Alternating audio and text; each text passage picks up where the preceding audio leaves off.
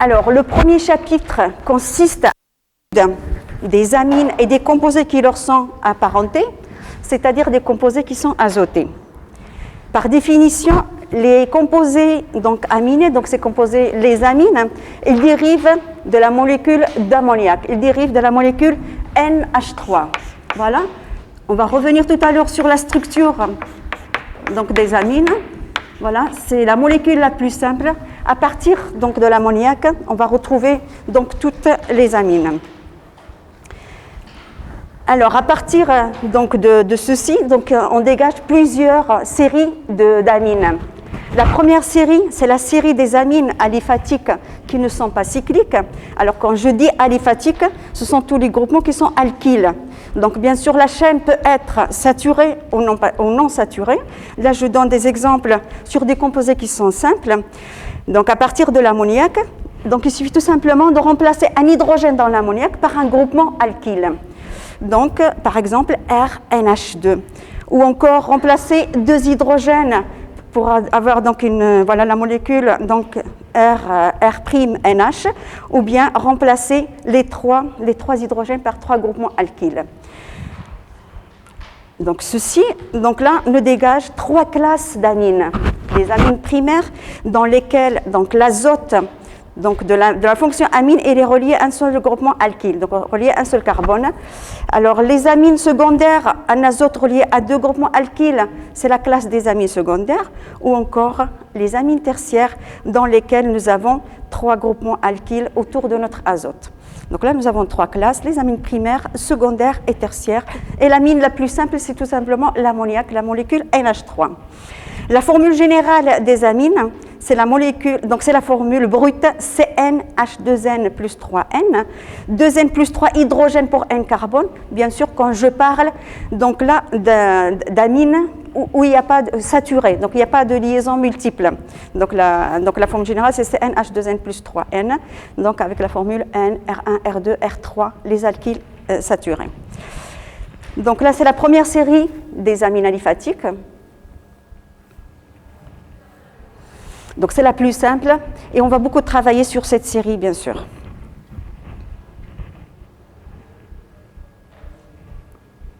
Voilà, vous prenez des notes ou je passe? Vous êtes en train de prendre des notes?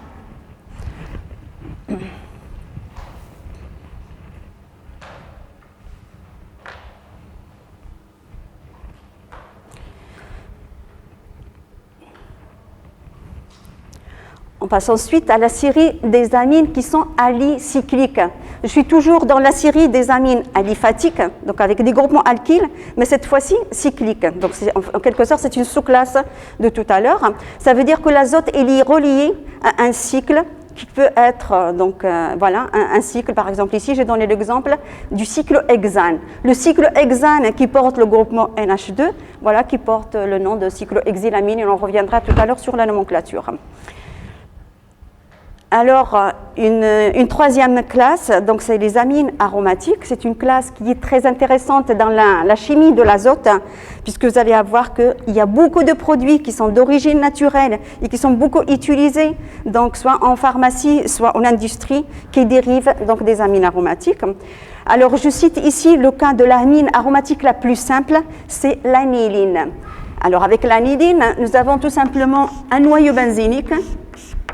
Alors, c'est le benzène et qui porte donc la fonction NH2. C'est une amine aromatique. Simplement, ma fonction amine, il est porté par un cycle aromatique. Alors, de l'aromaticité, c'est quoi? Voilà, je vous rappelle. Donc, aromatique, qu'est-ce que ça veut dire? Donc, pour aromatique qu'il soit plein, il faut qu'il soit cyclique. Et ensuite, le nombre d'électrons à l'intérieur. Ici, nous avons un noyau à 6 atomes de carbone. Donc là, il y a une délocalisation des électrons à l'intérieur. Nous avons une... Alors, si le nombre d'électrons qui est délocalisé est de 4n plus 2 électrons, avec n un entier, voilà, ici, donc nous avons... Je prends n est égal à 1, donc nous avons 6 électrons. Ces 6 électrons, donc, ils se résonnent à l'intérieur du noyau benzénique. Donc la molécule, elle est aromatique. Donc là, délocalisable.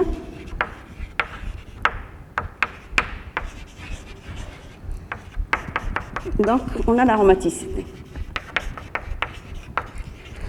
Alors, le cas le plus simple, c'est le noyau du benzène, donc avec N est égal à 1.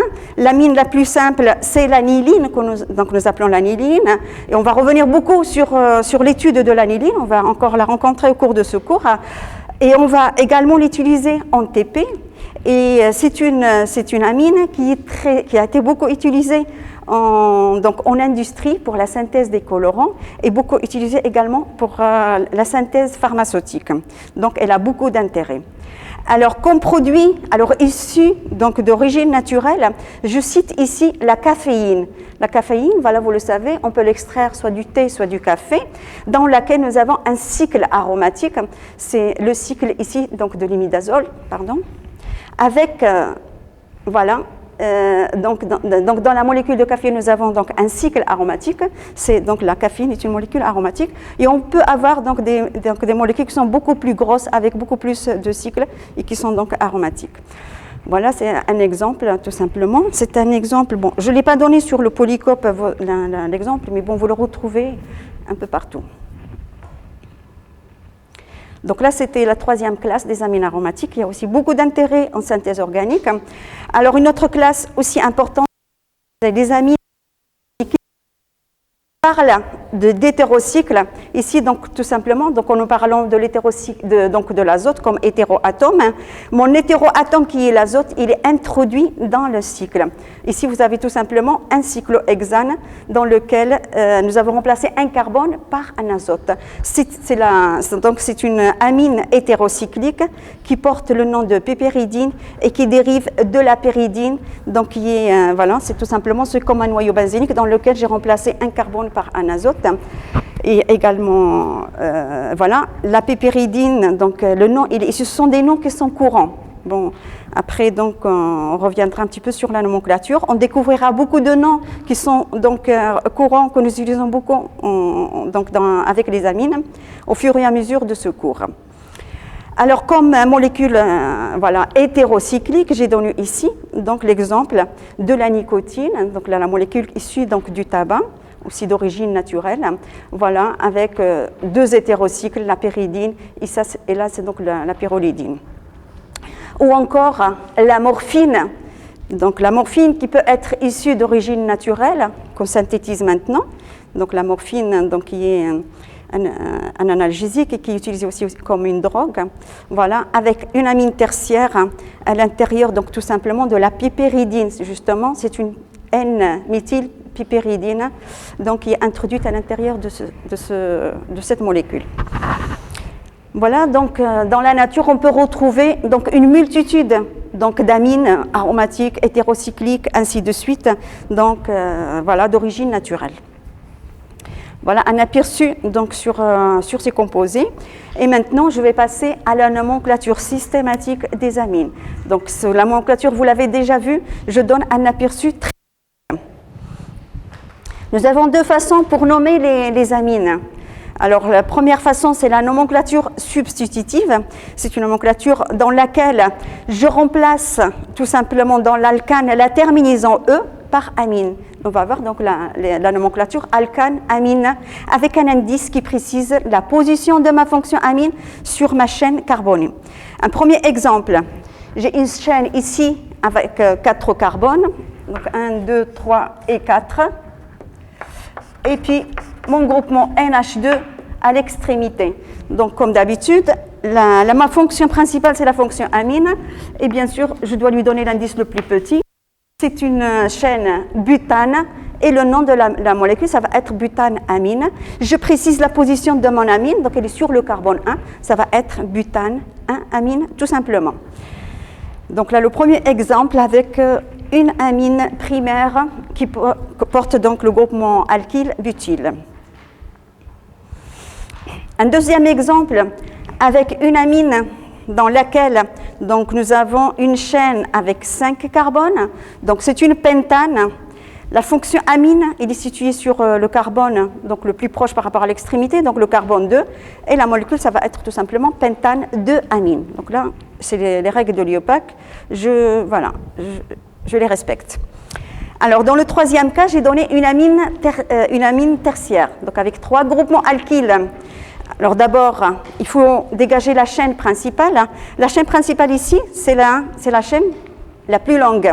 Comme chaîne, nous avons un éthyle, un méthyle et puis un propyle. Donc la chaîne la plus longue, c'est la propine. Donc le nom, ça va être propanamine.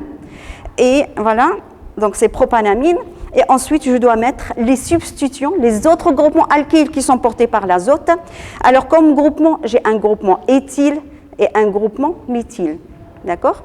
Je les classe par ordre alphabétique, c'est le E avant le M, donc ça va être éthyle, méthyle, propane, amine. Et comme on peut avoir des confusions pour mettre les substitutions sur la chaîne carbonée ou bien sur l'azote, pour nommer ces composés, on va tout simplement mettre la lettre N majuscule pour dire que mon groupement éthyle, il est porté par l'azote. Donc je vais mettre un N éthyle et puis N méthyle, propane, amine, d'accord?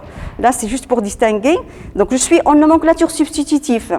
Donc, la chaîne principale, donc ça va être un alcane avec la fonction amine. Donc, là, ici, propane, amine. Et tout ce qui est porté par l'azote, je dois le préciser en mettant donc, la lettre N. Donc, là, si vous voulez, je vais donner un petit exemple.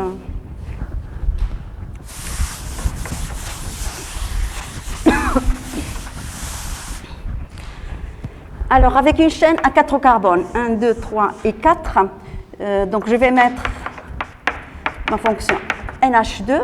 Sur ce composé, je vais mettre par exemple un CH3 ici, et je vais mettre donc un C2H5 ici. Voilà, ça va être clair.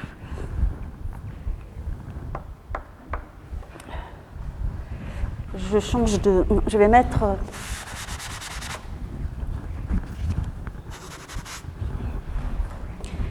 Je vais mettre un CH3. Donc, je vais mettre un C2H5 là et je vais allonger la chaîne. Donc, je vais avoir avec 1, 2, 3, 4, 5 carbones. 1, 2, 3, 4, 5. Voilà, comme ça, je n'ai pas de problème. Et donc, le nom de ce composé. La chaîne principale, c'est la... Soit que je choisisse ce sens ou l'autre sens. Une pentane, amine. Mon amine doit avoir l'indice le plus petit, donc c'est l'indice 1. D'accord? Alors, sur ma chaîne principale, donc je numérote ma chaîne, donc 1 à partir donc, de l'azote, 1, 2, 3, 4 et 5. Alors, sur ma chaîne carbonée, j'ai 2 substituants, un éthyle et un méthyle. La même chose, je les classe par ordre alphabétique. Ça sera éthyle et méthyle. Ils sont portés par la chaîne carbonée. L'éthyle, il est sur le carbone 3. Je vais préciser l'indice 3. Le méthyle, il est sur le carbone 2. D'accord? Je vais donner la même chose. Une pentane amine avec comme substituant donc un méthyle porté par l'azote et un méthyle porté par le méthyle.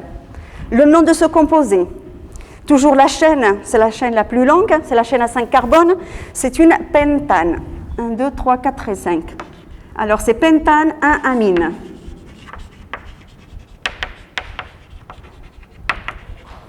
J'ai également mes 2 substituants, éthyle et méthyle.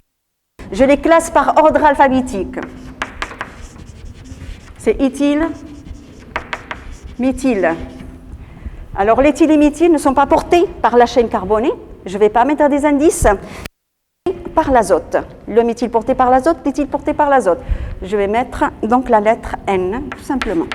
Voilà, N et N. Donc là, pour faire la différence entre les deux cas. Donc là, c'était la première façon de nommer donc les amis, selon les règles de Liopac. On va passer donc à la deuxième façon de nommer les amines, c'est la nomenclature radico-fonctionnelle. Quand je parle de radicaux, donc c'est sous forme donc d'un radical.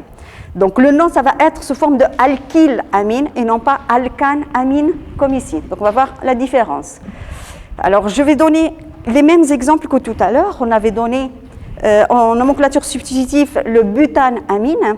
Ici, donc, en nomenclature radico-fonctionnelle. Alors, bien sûr, les deux nomenclatures, elles sont donc admises dans donc, le règle de Liopac. Toutes les deux nomenclatures sont bonnes. Donc là, vous choisissez, on peut choisir l'une ou l'autre. Bien qu'avec les amines, on préfère beaucoup donc, la nomenclature radico-fonctionnelle. Vous allez trouver beaucoup de noms, méthylamine, éthylamine. Méthanamine, ça fait un petit peu lourd, donc on préfère plutôt la nomenclature radico-fonctionnelle. Alors ici, le groupement alkyle porté par l'azote, par ma fonction amine, c'est un groupement à 4 carbones. C'est un butyle, ça va être butylamine en nomenclature radico-fonctionnelle. Vous nommez ce composé soit butanamine, vous avez utilisé la nomenclature substitutive, ou bien donc butylamine, les deux nomenclatures sont donc correctes. Le deuxième exemple, voilà, avec cet exemple, vous voyez bien que la nomenclature radico-fonctionnelle, voilà, elle est mieux parce que tout simplement, elle nous simplifie un petit peu le nom. Alors ici, nous avons tout simplement un radical qui est ramifié. Le nom du radical. Le radical, donc, c'est un radical qui est formé par 4 carbones.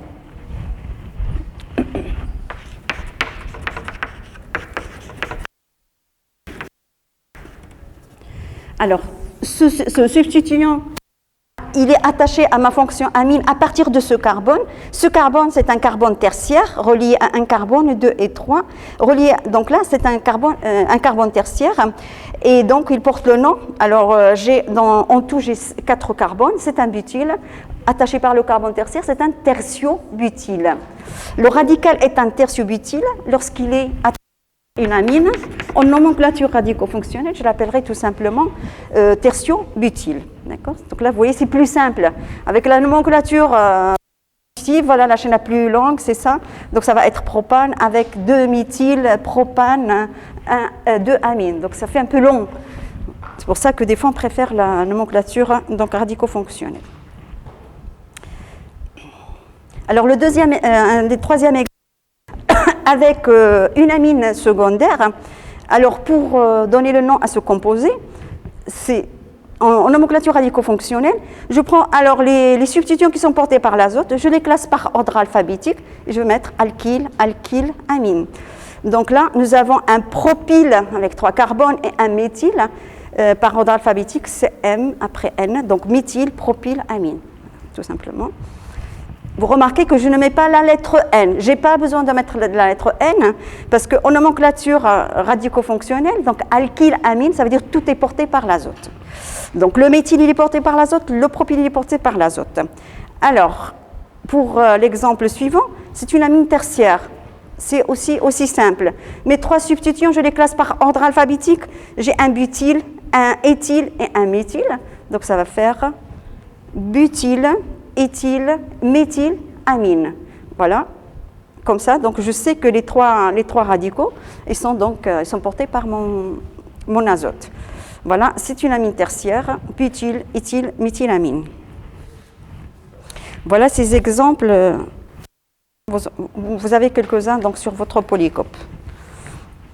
Voilà, donc juste pour avoir une petite idée sur la nomenclature, donc vous connaissez déjà, c'est juste pour voilà, vous familiariser avec le sujet.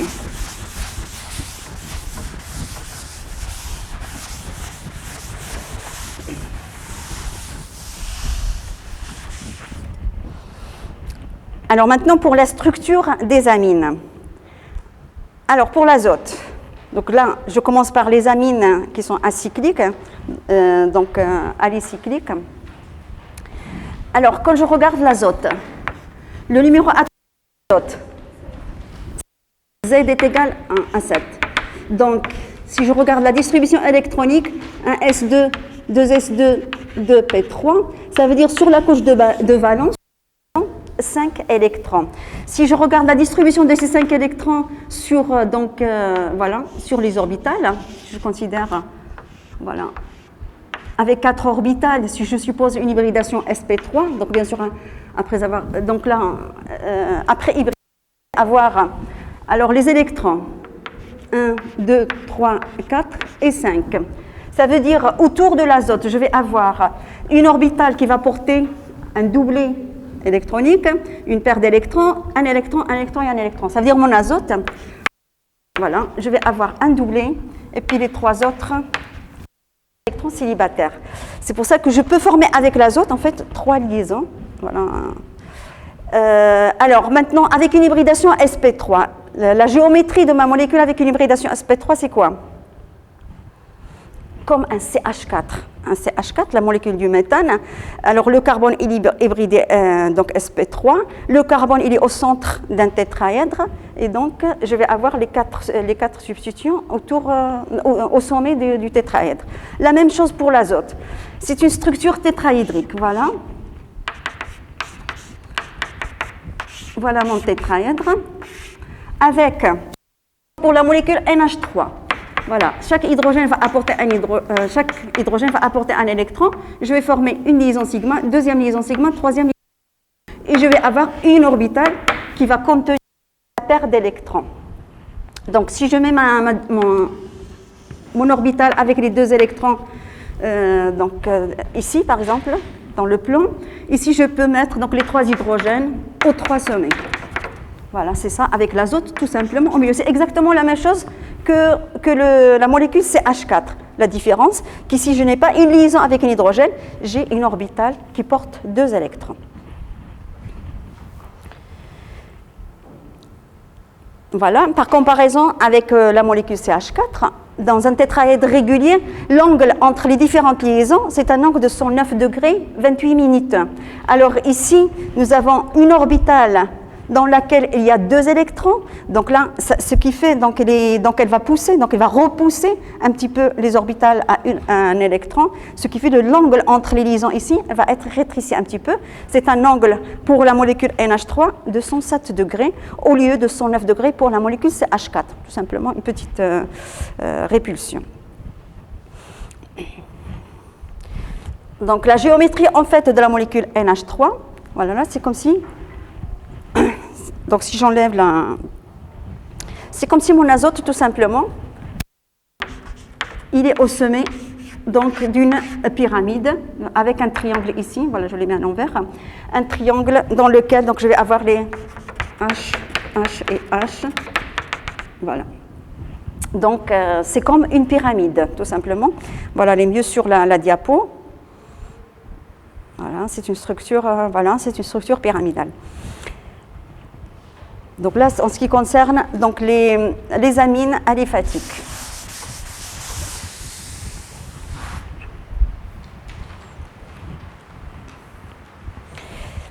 Et ça va être la même chose.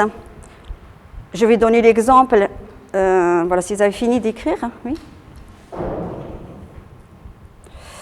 Pour les amines aromatiques, en principe, on a la même chose. Alors, j'ai un NH2 qui est relié à un noyau benzénique. La même chose, c'est une hybridation sp3, donc c'est une structure tétraédrique.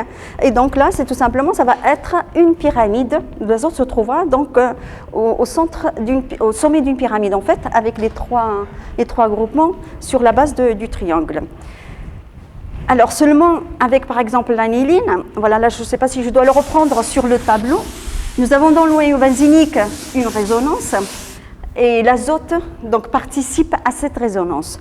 Donc, je vais essayer donc, de donner rapidement. Donc là, mon azote.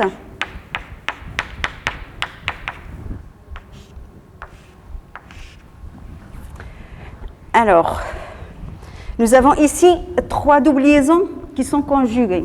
Qu'est-ce que ça veut dire conjuguées? Chaque double liaison est séparée d'une liaison simple avec une autre double liaison. Donc, il y a résonance. Alors, ensuite, cette double liaison-là, elle est séparée d'une liaison simple avec cet atome d'azote qui lui-même porte un doublet. Donc, j'ai aussi une conjugaison entre le noyau benzénique et l'azote, et mon azote. Donc, mon azote qui porte ce doublet, voilà, il est conjugué avec le doublet, et donc il va y avoir un déplacement d'électrons, il va y avoir donc plusieurs formes limites. Alors, les électrons vont se déplacer dans quel sens? Alors l'azote, il porte des électrons, il possède des électrons, il est riche en électrons, donc il va pouvoir donner ces électrons, d'accord? Donc l'azote, puisqu'il possède un doublet électronique, il a un isomère plus M, et donc il va pouvoir donner les électrons au noyau benzénique, il va enrichir le noyau. Alors, je vais donner la première forme, par exemple. Il donne ces électrons, ça veut dire l'azote, il va prendre ces deux électrons, il va les donner au noyau benzénique, d'accord?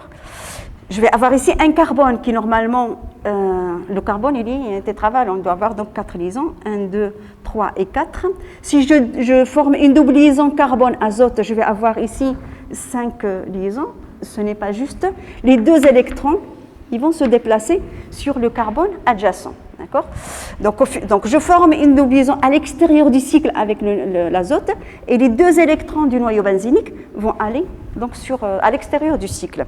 Donc, une première forme limite, je vais écrire ma forme limite. Les formes limites, on met entre les formes limites une flèche à deux sens. Donc, la forme limite, donc la forme mésomère que je vais obtenir, avec ici mon azote,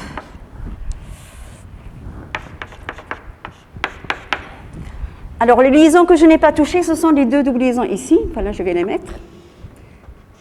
Je ne risque pas de les oublier. Ensuite, j'ai formé une nouvelle liaison grâce à ces deux électrons avec le noyau. Voilà, je vais mettre ma double liaison. Vous êtes bien d'accord? Ces deux électrons, ils sont passés pour former une liaison entre l'azote et le noyau. Ça me donne une double liaison, donc une liaison pi tout simplement. Et ces deux électrons en rouge ici, je vais les retrouver sur le carbone, donc en position 2. Voilà.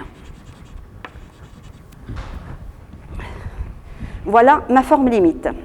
Qu'est-ce qu'il manque à mettre? Les charges. Alors maintenant, autour de mon azote. L'azote, normalement, on a dit, voilà, il y a 5 électrons sur la couche de valence de l'azote. Ici, je me retrouve avec un azote avec 2 électrons, 3. Un azote qui aura perdu un électron. Il a perdu un électron, ça lui vaut la charge plus. Voilà. Ici, c'est un carbone qui a récupéré 2 électrons, donc un électron, donc il avait déjà cet électron, il a récupéré un électron en trop, il a un électron en plus, ça lui vaut la charge tout simplement négative. Voilà.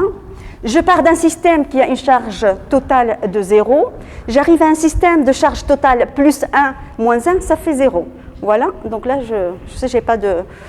Alors, et bien sûr, ça continue, puisque ici, nous avons encore un carbone riche en électrons. Puisque c'est un carbone qui a un doublé et qui porte une charge moins, c'est un carbanion, c'est un carbone riche en électrons. Alors, il est conjugué avec une double liaison, donc il va donner la double liaison. Voilà, donc il va donner sa double liaison et ça va continuer. Donc là, je ne sais pas s'il doit continuer toutes les formes limites. Je les fais rapidement. Voilà, vous les avez sur le polycope normalement. Et voilà, alors je vous les donne rapidement. Donc la deuxième forme limite, ça vous fait donc une révision dans laquelle, alors j'ai formé une nouvelle liaison, donc là, ici. J'ai repoussé les 2 électrons pi sous forme d'un doublet électronique sur le carbone en position 4. Je n'ai pas touché cette double liaison, et voilà. Charge plus 1, moins 1, ça fait 0. Voilà ma deuxième forme limite. Et encore la même chose, voilà. La suivante, ça va être le carbone, le carbanion qui va donner ces 2 électrons. Les 2 autres électrons qui vont partir à l'extérieur du cycle sous forme donc d'un carbanion.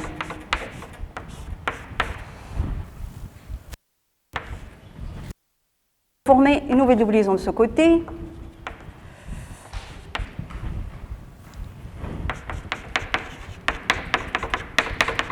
Dernière forme limite.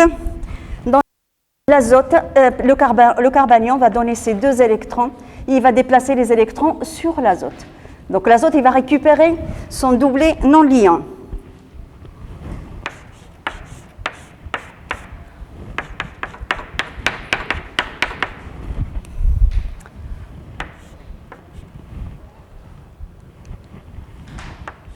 Voilà, l'azote qui récupère son doublet.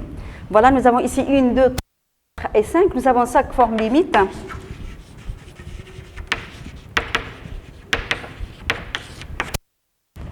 Ça veut dire quoi, tout simplement? Alors, mon azote, il participe à la résonance. Ici, j'ai un azote qui est en fait hybridé sp3. Ici, je retrouve un azote qui est hybridé sp2. Dans une hybridation sp2, l'angle, il est de 120 degrés. Ici, il est de 107 degrés, on a dit tout à l'heure. Donc là, la même chose. Donc, l'angle, en fait, dans la molécule d'aniline, ce n'est pas un angle de 107 degrés. Je ne vais pas retrouver une structure pyramidale comme tout à l'heure, mais ma pyramide va être un petit peu écrasée. Elle va être aplatie, parce qu'en fait, l'azote, il participe à la résonance, et donc ce n'est pas toujours un azote hybridé sp3. Voilà, d'accord. Donc là, c'est juste une comparaison entre les amines aromatiques et les amines aliphatiques au point de vue structure. Mais bien sûr, après, vous allez voir avec la réactivité, on va voir d'autres critères. Voilà, j'ai préféré donner ici un exemple, ça vous fait une révision. C'est un cours normalement de l'année dernière. C'est clair jusque-là, c'est bon?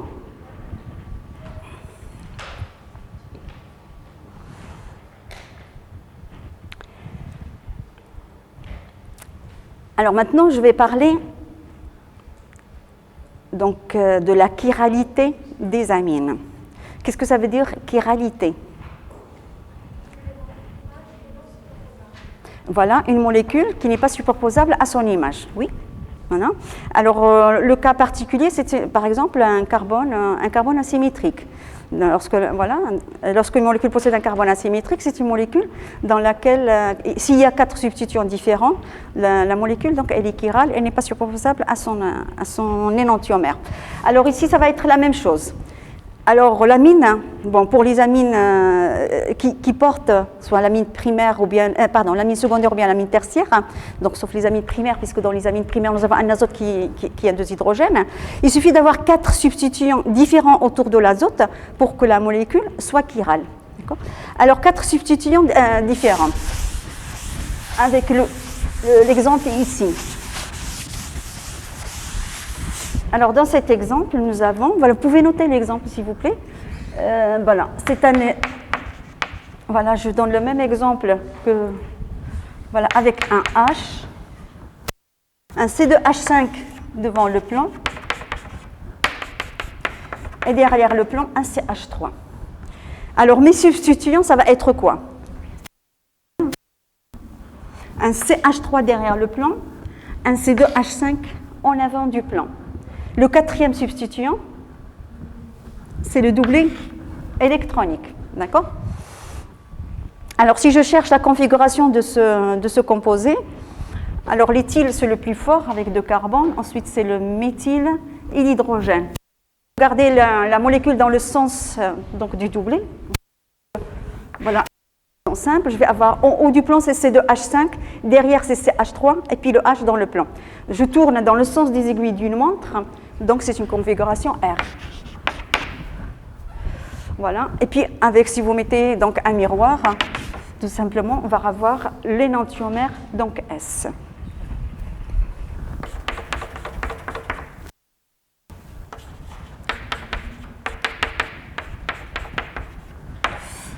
Donc là, c'est l'énantiomère S. Donc la même chose, j'ai en fait quatre groupements différents autour donc, de l'azote. C'est une molécule chirale et donc je peux avoir un énantiomère R et un énantiomère S.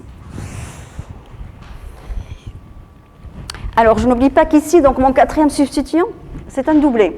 Donc c'est une orbite qui contient 2 électrons, c'est un nuage électronique. Ça veut dire quoi? Ça veut dire la molécule, en fait, elle n'est pas rigide. C'est pas comme un carbone avec les 4 substituants des 4 liaisons simples autour. C'est une structure qui est très rigide. Il n'y a pas de conversion. Alors ici, nous avons ici une orbitale. Et là, la particularité des amines, c'est que justement, ils peuvent se convertir l'un en l'autre. Voilà, par exemple, mon énantiomère R, il va s'équilibrer avec mon énantiomère S. Donc il va y avoir donc une inversion de configuration, il va y avoir un équilibre tout simplement. Autrement dit, ça veut dire quoi? Ça veut dire que si vous faites une synthèse, par exemple, vous voulez préparer le l'éthylméthylamine, une fois que vous avez préparé votre produit, vous ne pouvez pas obtenir que 100% de produit R ou bien 100% de produit S. Vous avez en même temps les deux parce qu'ils sont en équilibre entre eux, le produit R et le produit S. À température ambiante, voilà, vous les trouvez donc, ils sont en équilibre, donc je ne pourrais pas les séparer en fait. Et même pour les voir, il y a des techniques. Voilà, il faut aller à des basses températures pour figer donc l'énantiomère sous une seule configuration pour pouvoir donc le voir. Donc c'est juste là une petite parenthèse en ce qui concerne la stéréochimie donc des amines qui sont chirales. Alors ensuite, donc là, est-ce que la notion elle est claire pour tout le monde? Oui? Donc là, on ne pourra pas séparer tout simplement les deux énantiomères. Alors maintenant, je vais parler des sels ammonium. Donc les sels ammonium qui dérivent aussi des amines. Alors un ammonium avec la terminaison ium, ça veut dire que j'ai un azote, un ammonium, c'est un azote qui est chargé plus. Un azote chargé plus, c'est un azote autour duquel il y a 4 liaisons. Donc,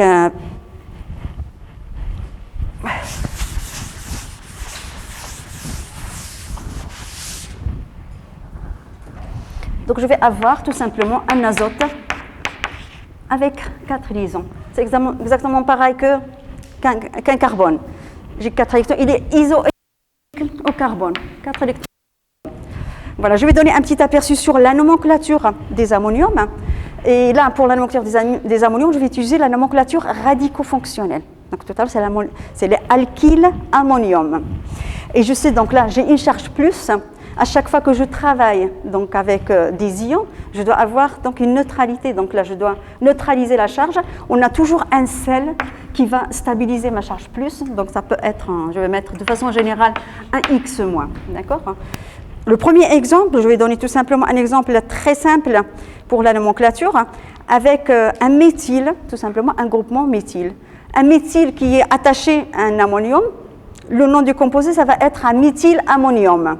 Ici, dans le cas que j'ai présenté, je l'ai neutralisé par Br. Donc, ça va être un bromure, un atome donc chargé négativement, c'est la terminaison ure. C'est un bromure de méthylammonium, tout simplement. C'est un ammonium, alors qui est relié à un seul carbone, à un seul groupement alkyle, et donc c'est un sel d'ammonium primaire, tout simplement. Voilà, un N+ relié à un seul carbone primaire. Et je vais donner l'exemple d'un ammonium secondaire avec, j'ai donné ici comme substituant un cyclohexyle et un méthyle. Je les classe par ordre alphabétique. Il est stabilisé par l'ion iode, donc ça va être un iodure de cyclohexyle, méthyle, ammonium. C'est un ammonium quaternaire. Voilà, j'ai donné les mêmes exemples sur votre polycope, donc même si vous ne les notez pas. Alors ensuite, un ammonium tertiaire, j'ai donné ici un ammonium qui porte 3 groupements éthyles, donc ce sera un triéthylammonium, stabilisé par l'ion OH-. L'ion OH-, c'est un hydroxyde, donc ça va être un hydroxyde de triéthylammonium. C'est un sel ammonium donc tertiaire, et puis là j'ai encore un hydrogène.